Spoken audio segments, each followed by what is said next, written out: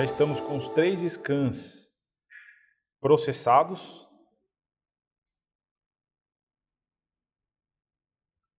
Aqui já vai aparecer a opção Point Cloud. Então você pode perceber que capturamos bastante da peça, tem bastante geometria aqui. E agora a gente vai fazer o alinhamento. Eu também vou fazer uma limpeza nessa região aqui, ó. Isso aqui pode ter sido uma sobreposição de malha, porque a peça em si não tem esse tampão aqui. Então eu vou, ainda na opção de Point Cloud, eu vou eliminar essa região, utilizando a ferramenta de laço.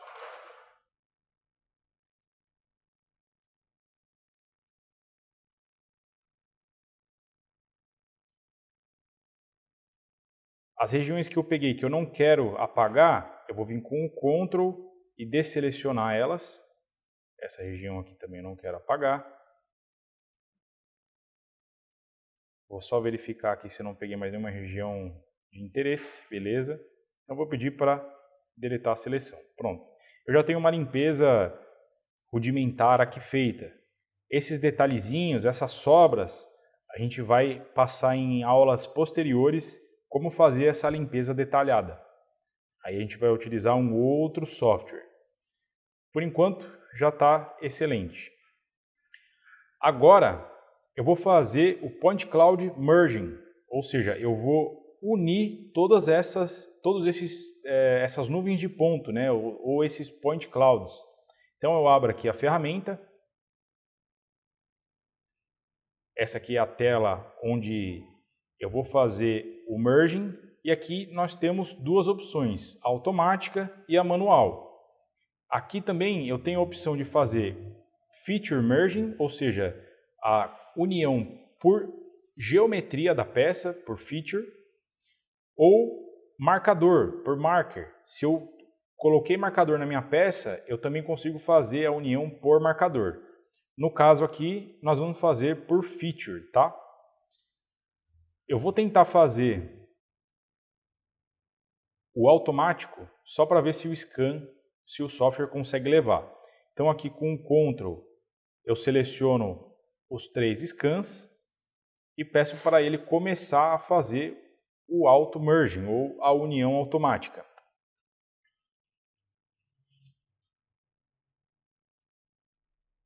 Tá vendo que ela fez o alinhamento, mas ainda ficou alguma coisa aqui, um scan sobreposto.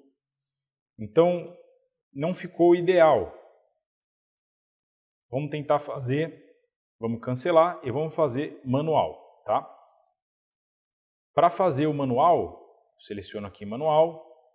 Eu vou selecionar o meu scan número 2, que é o meu scan de referência, o meu scan de suporte que fizemos, com captura da face superior e da face inferior da peça.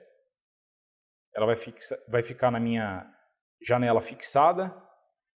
E aí eu posso escolher qualquer um dos outros scans para fazer o alinhamento. Vou escolher o scan número 1. Aqui eu vou selecionar pontos segurando o Shift nas duas janelas. Então eu costumo deixar as peças na mesma condição aqui, né, na mesma posição, para que me facilite. Então aqui eu selecionei com o Shift esse ponto aqui que está próximo desse furo. Eu vou selecionar esse aqui também. Vou selecionar esse outro, vamos ver aqui, eu tenho esse plano aqui e esse plano aqui. Sempre importante selecionar planos diferentes, tá? Para que me ajude no alinhamento. Vou selecionar este plano, esse ponto aqui. E agora um último ponto nessa região aqui, aqui e aqui. E ele vai habilitar a opção de Start Merging. Depois que eu selecionei os 3 pontos, ele vai permitir que eu comece. Então eu vou dar um Start. Aqui ele já fez o casamento de malha. ainda tem alguma sobreposição por conta de falha no escaneamento mesmo. Então você pode ver aqui, ó, que tem um resto de malha, e aqui também, né? Isso pode ser devido ao tipo de escaneamento que utilizamos, que é por forma. Isso pode acontecer, tá? Então tem que tomar bastante cuidado com isso. Como aqui é uma mera demonstração de diferença de tecnologia, tudo bem. Mas o ideal seria refazer o scan para tirar essas sobreposições. Então eu vou dar um OK. Agora ele já criou um componente aqui, que é a união dos dois scans, do scan número 1 e scan número 2. Então eu vou selecionar o componente 1 para ficar na minha janela fixada, na minha Fixed Window, e o scan número 3 na minha Float Window. E agora eu vou rotacionar essa peça aqui para a parte inferior e selecionar os 3 pontos da mesma forma que eu fiz da primeira vez. Então, com o Shift, seleciono esse ponto e esse ponto.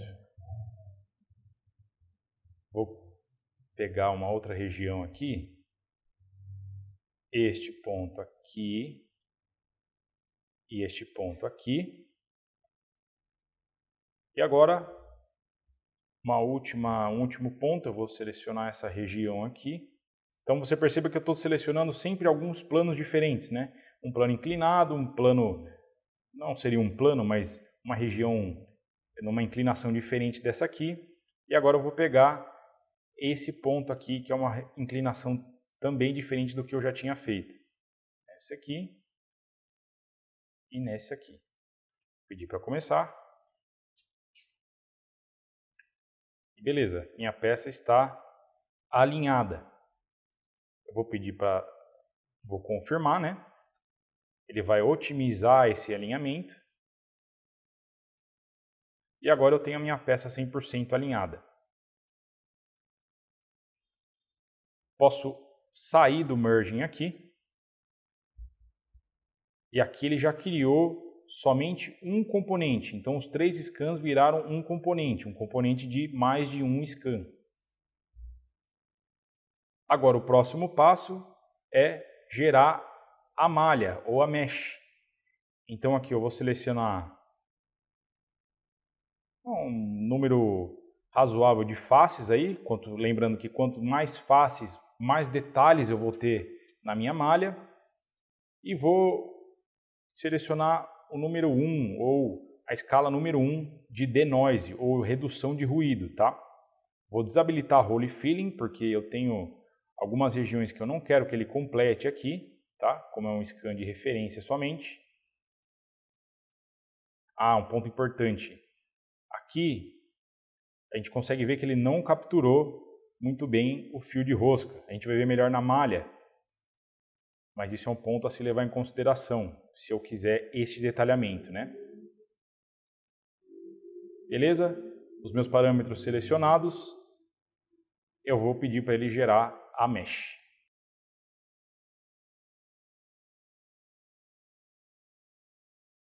Beleza, agora o software já gerou a minha malha STL. Então aqui ele manteve aquelas sobreposições de malha, né? Isso aqui a gente consegue retirar também, caso não seja muito grave, em uma limpeza mais detalhada, seja aqui ou em outro software. Mas para essa demonstração aqui, está bem legal. Então aqui a gente consegue ver o nível de detalhe que conseguimos chegar. Ele pegou até um pouco da rugosidade do fundido, né? Aqui nessas regiões. Aqui ele não capturou toda a cavidade interna, isso normal. Nenhum scan conseguiria pegar essa profundidade aqui com muita facilidade. Mas aí eu tenho uma peça honesta, digamos, para que eu consiga trabalhar se eu tenho só essa tecnologia disponível de infravermelho, tá? O correto seria trabalhar com marcadores, mas, de novo, se você tiver sem marcadores ou, enfim, a sua tecnologia não permitir trabalhar com marcadores, o infravermelho por forma, uma peça desse tipo, você consegue fazer sem problemas para referência, tá? De novo, não é o ideal porque é uma peça mecânica e essas sobreposições de malha nos geram dúvidas se esse plano aqui segue uma ou outra malha aqui. Tá vendo que ela tem uma diferença de espessura aqui? Então isso pode gerar dúvida. Aqui também no diâmetro, enfim, ele pode ficar um pouco ovalizado. Então são todos esses parâmetros que a gente tem que levar em consideração quando estiver usando o infravermelho. Beleza, eu vou exportar essa malha agora na opção de Export. Vou colocar em STL, coletor de escape, underline infravermelho, e eu vou colocar aqui a opção puro, ou seja, seria a mesma coisa que cru, né? Sem nenhum tratamento. Vou dar um save. E agora, com isso aqui finalizado, vamos para o modo de laser, utilizando marcadores, que aí sim a gente vai ter uma precisão muito melhor e um detalhamento muito melhor também.